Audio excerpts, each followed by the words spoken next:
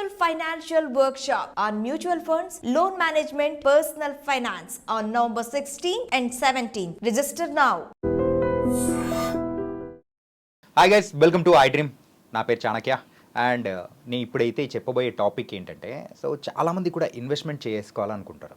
So ఒక 10 సంవత్సరాల వరకు ఇన్వెస్ట్మెంట్ చేసుకునే ఆప్షన్ ఎవరి దగ్గరైనా ఉందంటే, ఆ తర్వాత నుంచి మనం కొంత అమౌంట్, ఫర్ ఎగ్జాంపుల్ ఒక 50,000 ఇన్వెస్ట్మెంట్ అంటే రిటర్న్స్ రావాలని మనం ఎక్స్పెక్ట్ చేస్తున్నాం.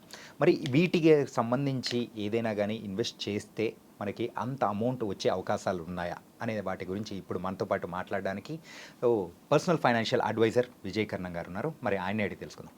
Hi sir. హలో అండి. సార్, ఒక 10 years టైం ఉంది. మరి ఈ 10 years ఇన్వెస్ట్ చేసుకుంటూ వెళ్ళగలుగుతాం, కానీ ఆ తర్వాత నాకైతే ఒక 50,000 అమౌంట్ అనేది రిటర్న్స్ రావాలి. సో దీనికి తగ్గట్టు మీ దగ్గర ఏదైనా ప్లాన్ ఉందా? మీరు అడిగినట్లుగానే మనల్ని రెగ్యులర్గా అడిగే వాళ్ళు ఏమంటారు అంటే, సార్ నా దగ్గర లంసమ్ ఇన్వెస్ట్మెంట్స్ లేవు, 10 lakhs లేవు, 20 lakhs లేవు, 50 lakhs లేవు, 1 CR లేదు. మీరు ఏదో 1 CR పెడితే 70,000 వస్తుంది అంటున్నారు, అదంతా బాగానే ఉంది, కానీ 1 CR మా దగ్గర లేవు అని చాలామంది చెప్పారు మా దగ్గర. ఎందుకంటే ఇప్పుడు ప్రెసెంట్ నార్మల్గా జాబ్ చేసుకునే వాళ్ళ దగ్గర లంసమ్ అమౌంట్ ఏమి ఉండదు. అవునండి. మంత్లీ కొంచెం కొంచెం ఇన్వెస్ట్మెంట్ చేసుకుంటూ వెళ్ళిపోగలుగుతారు. అవును. అలాంటి వాళ్ళ కోసమే ప్రత్యేకంగా డెఫినెట్గా అండి. అంటే 1 CR పెడితేనే వాళ్ళకి 70,000 రిటర్న్స్ వస్తాయని కాదు, అది ఒక అప్రోచ్ అంతే. అది ఉండడం వల్ల క్యాపిటల్ ప్రొటెక్షన్ అవుతుంది, అప్రిసియేషన్ అవుతుంది యూజింగ్ ఎస్టీపీ. అది మనం లాస్ట్ టైం మనం డిస్కస్ చేసాము. ఈ ప్లాన్లో ఎట్లాగా మనం ఏ అప్రోచ్ తీసుకోవాలి అంటే, ఓన్లీ ఎస్ఐపీస్ చేసుకుంటాము, లంసమ్ ఇన్వెస్ట్మెంట్స్ ఏం చేయము, కానీ 10 years వరకు మాత్రమే ఎస్ఐపీ చేసుకుంటాం. అంటే ఫర్ సపోజ్ ఎవరైనా ఒక పర్సన్ ఒక 45 years కానీ ఒక 50 years కానీ ఉన్నారు, ఓన్లీ నెక్స్ట్ 10 years మాత్రమే పని చేస్తారు, కానీ 10 years తర్వాత వాళ్ళకి రెగ్యులర్ ఇన్కమ్ కావాలి, డెఫినెట్గా కావాలి. అది ఎంత అంటే, ఇప్పుడు మీరు అనుకున్న ఎగ్జాంపుల్ 50,000 ఎగ్జాంపుల్ మనం తీసుకుని నేను ఒక క్యాలిక్యులేషన్ చేసుకున్నాను. ఇక్కడ మనము బ్యాక్ క్యాలిక్యులేషన్ చేస్తారండి ఎప్పుడైనా కానీ.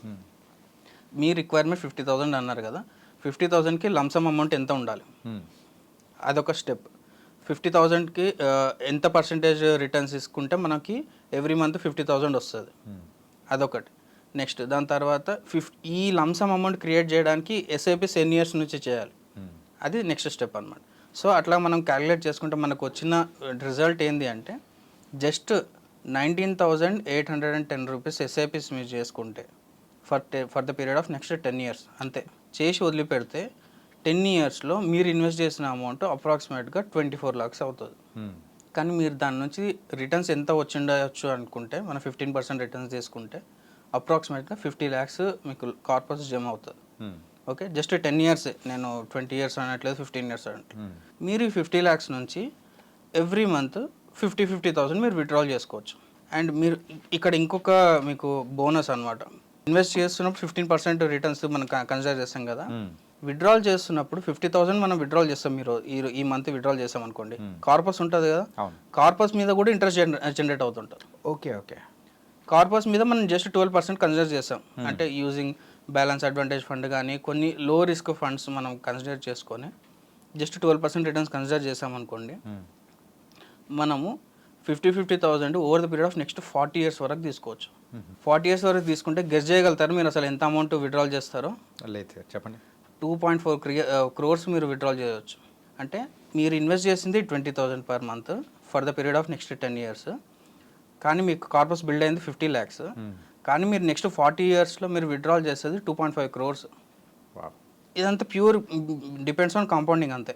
ఓకే, దీనికి ఏం లేదు, మనం డిసిప్లిన్గా ఉండాలి. మనకి 50,000 అనుకున్నప్పుడు 50,000 మాత్రమే విత్డ్రాల్ చేసుకోవాలి అంతే. సరే ఈ మంత్ అవసరం లేదు, నెక్స్ట్ మంత్ డబుల్ విత్డ్రాల్ చేసుకోవడం వేరే, అంటే క్యుములేటివ్గా 50,000 ఉంటుంది, కానీ మనం ఎంత స్టిక్ అయ్యామో అంతనే విత్డ్రాల్ చేసుకోవాలి. Okay, over the period of next inflation ఉంటుంది అని అనుకున్న వాళ్ళకి 10 years బదులు జస్ట్ 12 years చేసుకోవడం కానీ, లేకపోతే 50,000 విత్డ్రాల్ చేసుకునేటప్పుడు మనం ఎస్ఐపీ చేసేటప్పుడు స్టెప్ అప్ ఎస్ఐపీ చేసుకోవడం will be the best option. Inflation consider చేసుకోవాలనుకున్నాం. లేదు కొంతమందికి రిటైర్ అయిన తర్వాత ఖర్చులు ఎక్కువగా ఉండవు, మాకు ఆల్రెడీ అంతా సెటిల్ అయిపోయింది, జస్ట్ 50,000 విల్ బి ఇనఫ్ అనుకుంటే just 20,000 SIP for the period of 10 years best solution అనమాట.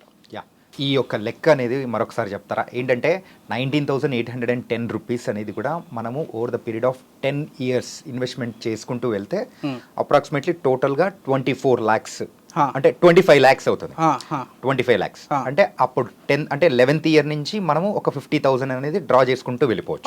అవునండి. ఓకే.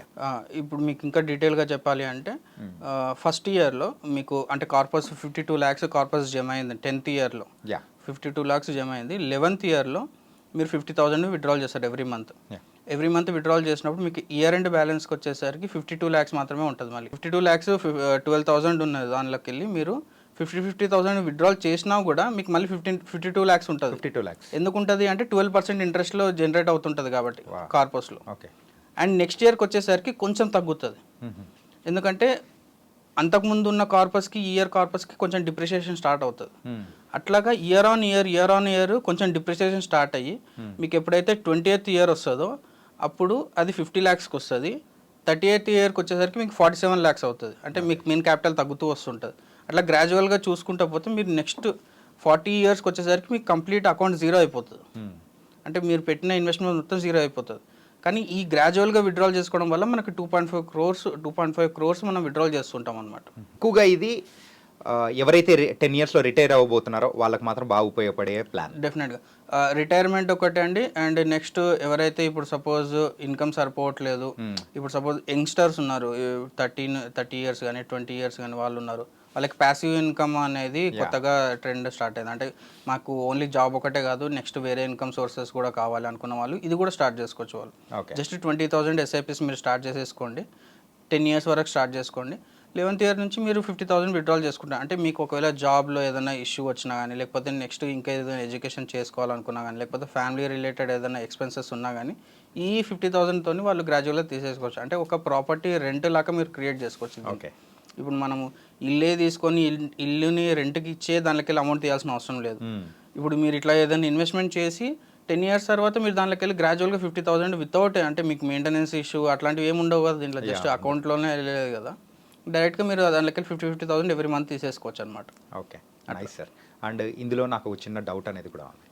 ఎవరికైనా కానీ ఏదైనా ఎమర్జెన్సీ టైంలలో ఆ 50,000 కాకుండా ఒక మంత్ ఒక 1 lakh డ్రా చేసుకుంటారంటారు. అప్పుడు మీరు అనుకున్న ఆ ఫైనల్ లెక్కలో తేడా మాత్రం వస్తుంది కదా?